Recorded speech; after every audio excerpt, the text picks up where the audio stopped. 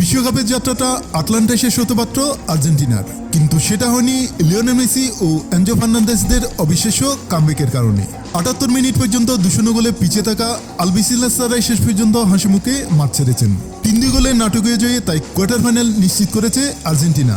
বিশ্বকাপ ট্রফি ধরে রাখার মিশনে এবার তাদের প্রতিপক্ষ সুইজারল্যান্ড, যারা ৭২ বছর পর প্রথমবারের মতো শেষ আটে সুযোগ পেয়েছে।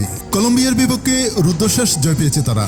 নির্ধারিত ও অতিরিক্ত সময়ে কোনো দল গোল করতে না পারলে ম্যাচ টাইব্রেকারে গড়ায়। ভাগ্যের খেলায় ৪-৩ ব্যবধানে বাজিমাত করে সুইসরা। তবে সবসময় ভাগ্য জোরে জয় মিলে না।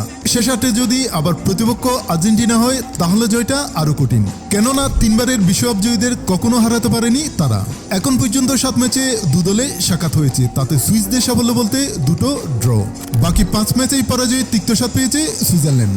১৯৯০ ও ২০০৭ সালে টানা ২ দেখায় ড্র করেছে সুইজারল্যান্ড। ২ ম্যাচের ফল ছিল সমান সমান ১-১।